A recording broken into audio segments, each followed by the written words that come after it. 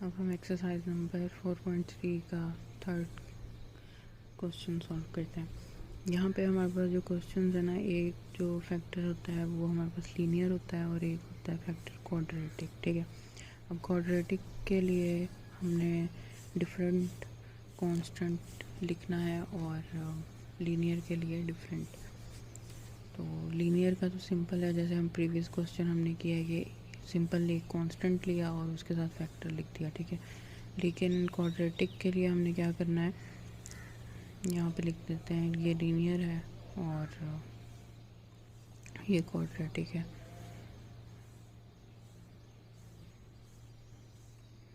Quadratic term है। अच्छा, अब इस ये क्या होता है, सिंगल हमारे पास कांस्टेंट चाहिए होता है हमें। ठीक है, एक कांस्टेंट जो हमने ए को लिख दिया, और क्वाड्रेटिक में हमें एक एक्स प्लस कांस्टेंट चाहिए होता है, यानी कि लीनियर फैक्टर लिखना होता है, लीनियर टर्म। तो लीनियर टर्म, अब ए के बाद क्या आता है, बी, तो बी के साथ एक्स को लिखेंगे। ठीक है, और प्लस का साइन, और फिर हमें एक कांस्टेंट चाहिए बी, एक्स के साथ बी आ जाएगा और फिर प्लस सी। ठीक है, इस तरह हमने बी एक्स प्लस सी क्या हो गई, अब ये लीनियर टर्म बन गई। तो हमने क्वाड्रेटिक टर्म के लिए लीनियर टर्म को लिखना है। ठीक है, और लीनियर के लिए सिंपल ए को या जो भी। अब नेक्स्ट ये हमारे पास इक्वेशन नंबर 1 आ गई और हमने अब इसको मल्टीप्लाई करना है बोथ साइड पे कॉमन फैक्टर।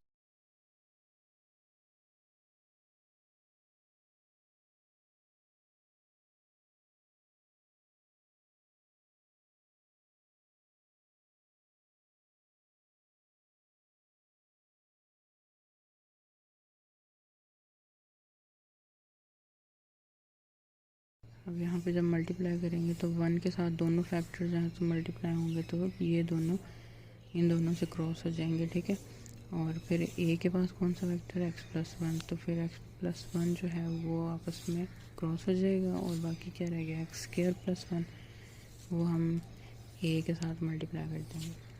इसी तरह बी एक्स प्लस सी के पास कौन सा फैक्टर है, एक्स स्क्वायर प्लस वन, तो ये आपस में क्रॉस हो जाएंगे। ठीक है, और बाकी क्या रह जाएगा, एक्स प्लस वन। ठीक है, अब मल्टीप्लाई करना है हमने बी एक्स प्लस सी को एक्स प्लस वन से मल्टीप्लाई करना है। बाकी सारी इक्वेशन जो है वो एज इट इज लिख देंगे। बी एक्स को पहले इन दोनों से मल्टीप्लाई करते हैं तो B X square plus B x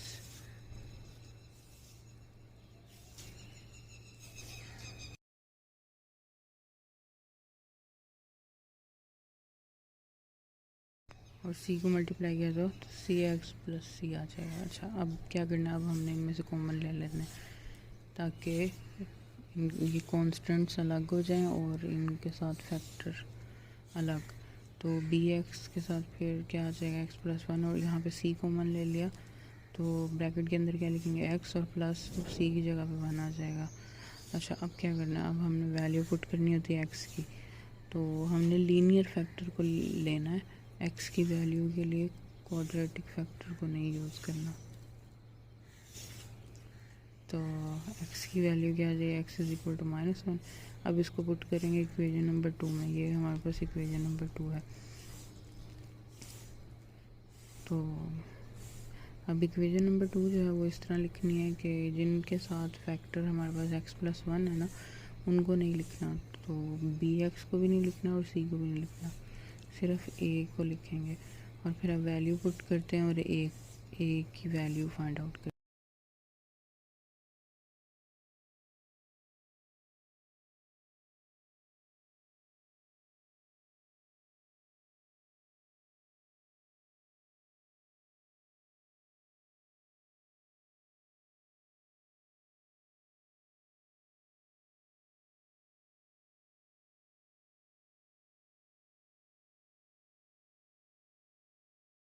अब हमारे पास ए की वैल्यू आ गई 1/2।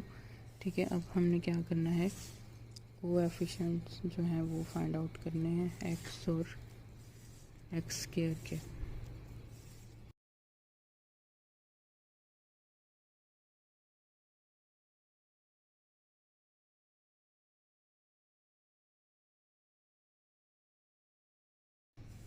Coefficient of x and x square. अब ये देखना कहाँ पे है, इक्वेशन नंबर सेकंड में हमने इन कोएफिशिएंट्स को देखना है, तो अलग अलग लिखेंगे, एक्स के लिए अलग और एक्स स्क्वायर के लिए अलग कोएफिशिएंट।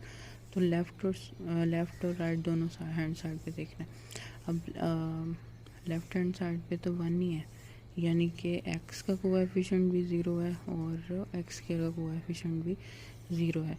तो हमने इक्वल के राइट साइड पे तो 0 0 लिख देना है। लेकिन यहाँ पे हम बी एक्स का सम देख लेते हैं। यहाँ पे बी एक्स को जब हमने एक्स से 1 से मल्टीप्लाई करना है तो बी एक्स आ जाएगा ना। तो एक एक्स का कोएफिशिएंट बी हो गया और एक सी है, सी को एक्स से मल्टीप्लाई करेंगे तो सी एक्स आ जाएगा। अब ये लेफ़्ट साइड पे तो दोनों ही 0 आएंगे, क्योंकि लेफ़्ट साइड पे कोई एक्स नहीं है, कोई एक्स स्क्वायर नहीं है। और एक्स स्क्वायर का कोएफिशिएंट एक तो एक्स स्क्वायर के साथ ए है, तो ये लिख देंगे। और फिर बी एक्स को एक्स से मल्टीप्लाई करेंगे तो बी एक्स स्क्वायर आ जाएगा ना। तो ए कोएफिशिएंट बी है। सी को नहीं लिखेंगे, क्योंकि सी को मल्टीप्लाई अगर एक्स से करेंगे और ब्रैकेट ओपन करेंगे तो एक्स स्क्वायर तो नहीं आएगा ना। अब हमने वैल्यू पुट करनी है ए की, और फिर हमारे पास बी की वैल्यू आ जाएगी।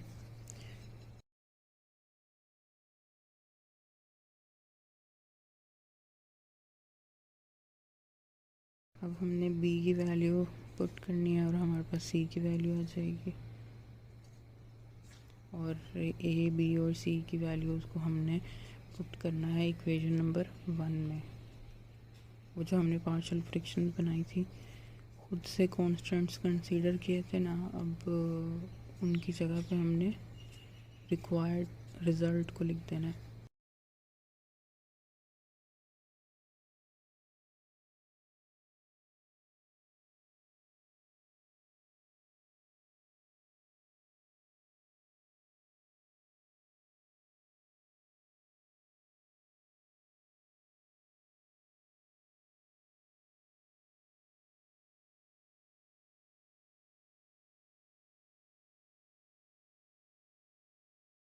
पहले हमने क्वेश्चन लिखा, क्वेश्चन के साथ हमने पार्शियल फ्रैक्शंस क्या बनाई थी। सबसे पहले ए था, ए की वैल्यू क्या है 1/2, और ए के साथ फैक्टर कौन सा था x+1, तो वो 2 से मल्टीप्लाई हो जाएगा और फिर प्लस का साइन। और बी की वैल्यू क्या है माइनस, तो फिर यहाँ पे प्लस का साइन नहीं लगेगा, यहाँ पे माइनस आ जाएगा, -1/2। ठीक है। अब 1 जो है वह एक्स के साथ मल्टीप्लाई होगा, और प्लस सी की वैल्यू क्या है 1/2, तो ये डिवाइड के नीचे 2 ऑलरेडी लिखा हुआ है। 2 को मल्टीप्लाई करेंगे किससे, अच्छा ये एक्स को 1 से जब मल्टीप्लाई करेंगे तो सिंपल एक्स आ जाएगा, और यहाँ पे माइनस है ना, माइनस को प्लस से मल्टीप्लाई करेंगे तो माइनस लिखना है, 1 के साथ माइनस आएगा। और बाकी